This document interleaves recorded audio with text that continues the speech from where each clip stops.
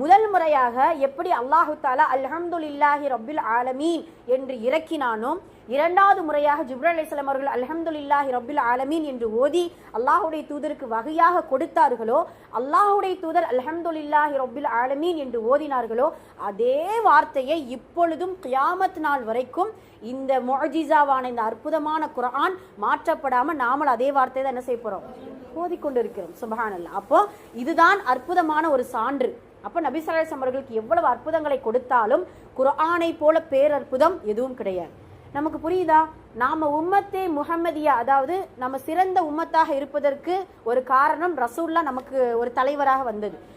ரசூலுல்லா எல்லா நபிமார்களுக்கும் இமாமுல் அம்பியா, அவங்க நபிமார்களின் தலைவர். ஏன் அதனால அவங்களுக்கு இவ்வளவு பதவி கிடைக்கப்பட்டுருச்சு அப்படின்னா, குர்ஆன் கொடுத்ததினால் அவர்கள் சிறந்தவர்களாக ஆனார்கள். உங்களுக்கு புரியுதா?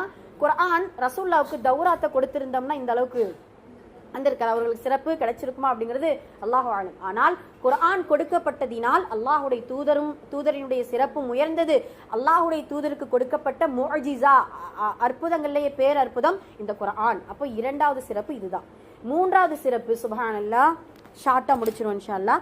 மூன்றாவது சிறப்பு ஜாமி மானின்னு சொல்லுவாங்க அரபுல. இதை நம்ம எப்படி புரிஞ்சுக்கலாம்? ஜாமி மானி அல்லது காமில் தாமீம் அப்படின்னு சொல்லுவாங்க.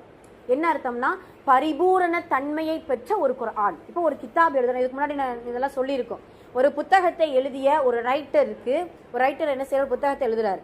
அதை கொடுத்து ஒரு யார்ட்டையாவது அவருடைய பேராசிரியர்கிட்ட கொடுத்தோம்னா என்ன செய்வார், அதை பார்த்துட்டு இப்போ இந்த வார்த்தை இது இந்த கிதாபுல இந்த இடத்துல சூட்டபிள் ஆகலை, எடுத்து போட்டுரு, இல்லை இந்த விஷயத்தை நீ உள்ள சேர்த்துக்கோ ஏன் அப்படின்னு சொல்லிட்டு ஒரு கித்தாபை இப்பயுமே ஆயிரக்கணக்கான பல்லாயிரக்கணக்கான கித்தாபுகள் இந்த உலகத்துல இன்னும் கொண்டுதான் இருக்கு, எழுதிட்டு இருக்காங்க.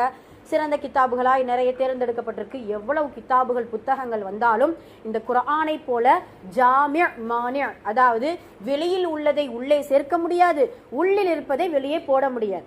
என்ன புரியுது? குர்ஆன்ல இருக்கக்கூடிய ஒரு வசனம் இந்த காலகட்டத்தில் இது செட் ஆகாது, சூட்டபிள் ஆகாது, இதை எடுத்து போட்டுருவோம் அப்படின்ட்டு போடவும் முடியாது.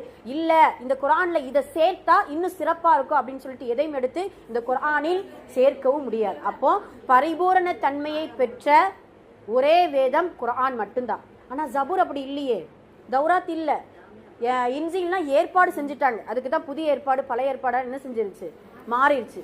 தௌராத் தோரா அது வேறாவா போயிடுச்சுன்னு இப்படி பல வேதங்கள் மாற்றப்பட்டிருக்கு. ஆனா குர்ஆன் இன்று வரைக்கும் ஒரு புள்ளி மாறாமல் இருக்கிறது அப்படிங்கிறது இது ஒரு தனி சிறப்பு. அப்போ பரிபூரண தன்மை பெற்ற ஒரு வேதம் என்றால் இந்த ஜாமி மானி பெற்ற குர்ஆன் தான். இது மூன்றாவது சிறப்பு.